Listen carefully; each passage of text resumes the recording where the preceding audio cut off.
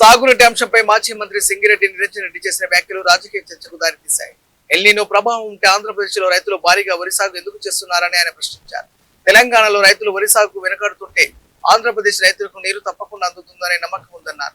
తెలంగాణ కంటే ఆంధ్రప్రదేశ్ ప్రజలకి ముఖ్యమంత్రి రేవంత్ రెడ్డిపై ఎక్కువ నమ్మకం ఉందని, చివరకు కృష్ణా జలాలను దిగువ విడుదల చేస్తారని విశ్వాసంతో అక్కడ రైతులు వరి సాగు చేపట్టారని వ్యాఖ్యానించారు.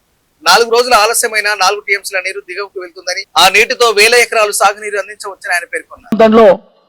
కృష్ణా డెల్టాలో కానీ గోదావరి డెల్టాలో కానీ నారుమళ్లు ఎందుకు పోసినారు? రైతులు ఎందుకు పోస్తున్నారు? తెలంగాణ మంత్రులు జవాబు చెప్పండి.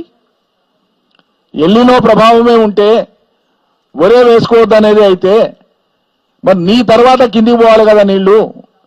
కింద ఉన్నోడేమో చాలా ఆరాంగా నమ్మకంగా నాకు ఎట్లా వస్తాయి నీళ్ళు అని వాడు నార్మల్ పోసుకొని తయారవుతున్నాడు. ఎందుకు? తెలివిలేకనా? అంటే వాళ్ళకి తెలుసు తుంగభద్రకి వెళ్ళి వస్తాయి, శ్రీశైలానికి వస్తాయి, నాగార్జున సాగర్కి వస్తాయి, మాకు నీళ్ళకి ఇబ్బంది లేదు, ఎటుకైనా వస్తాయని తెలుసు.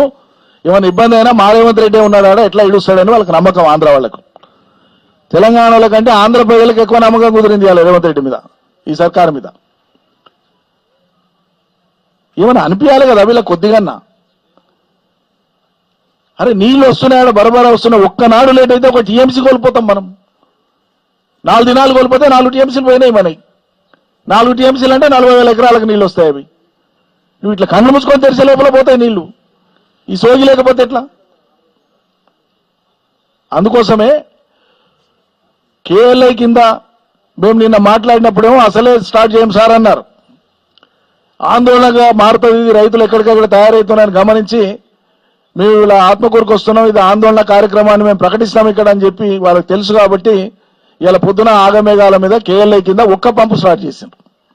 నేను ఇప్పుడే 10 నిమిషాల క్రితం ప్రెస్ మీట్ కంటే ముందు చీఫ్ ఇంజనీర్తో మాట్లాడినా. ఒక పంపు అయితే స్టార్ట్ అయింది సార్. పార్థసారథి గారు చీఫ్ ఇంజనీర్ అక్కడ కేఎల్ఐకి నాగర్ కర్నూలు జిల్లాకు వస్తుంది. ఒక పంపు స్టార్ట్ చేసినాం సార్, మిగతాయి కూడా స్టార్ట్ చేస్తామనేటువంటి మాట ఆయన అన్నాడు.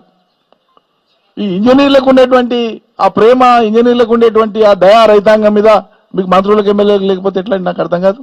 నిన్న ఈరోజు మిషన్ భగీరథ ఇంజనీర్లతో మాట్లాడినా, సాగునీటి ఇంజనీర్లతో మాట్లాడినా, ఇరిగేషన్ అండ్ మిషన్ భగీరథ ఇద్దరు ఇంజనీర్లతో మాట్లాడినా, అన్ని స్థాయిల ఇంజనీర్లతో మాట్లాడినా, ఏఈ డిప్టీల నుంచి మొదలు పెడితే ఈఎన్సీల వరకు మాట్లాడినా సమాచారం తీసుకోవడం కోసం. మిషన్ భగీరథకు ఈ సంవత్సరం ఒక్క వాన చుక్క పడకపోయినా మన రిజర్వాయర్లలో ఉండేటువంటి నీళ్లతో, ప్రత్యేకంగా శ్రీశైలంలో ఉండేటువంటి అడుగంటిన నీళ్ళైనా సరే వచ్చే సంవత్సరం జూన్ జూలై దాకా కూడా మిషన్ భగీరథకు ఎటువంటి ఇబ్బంది లేదు సార్, డోకా లేకుండా మేము సేఫ్ చేసుకొని పెట్టుకున్నామని చెప్తున్నారు వాళ్ళు. మరి ఈ వానను ఎందుకు బూచిగా చూపిస్తుండ్రు మంచినీళ్లకు? ఇప్పుడు పడని వానను మంచినీళ్లకు బూచిగా ఎందుకు చూపిస్తాడు ముఖ్యమంత్రి? నీళ్ల మంత్రి ఎందుకు మాట్లాడతాడు?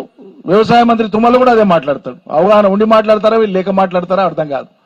అంటే మీ చాతగానితనాన్ని కప్పిపుచ్చుకోవడం కోసం, మీకు అవగాహన లేక పైనుంచి ఎన్ని నీళ్లు వస్తున్నాయో, ఎన్ని వాడుకోవాలనో, ఏ పద్ధతిలో వాడుకోవాలనో ఈ తెలివి చూపించేటువంటిది ఆ శ్రద్ధ లేక మీరు ప్రజల్ని గందరగోళపరుస్తున్నారు. ఇది యథార్థం.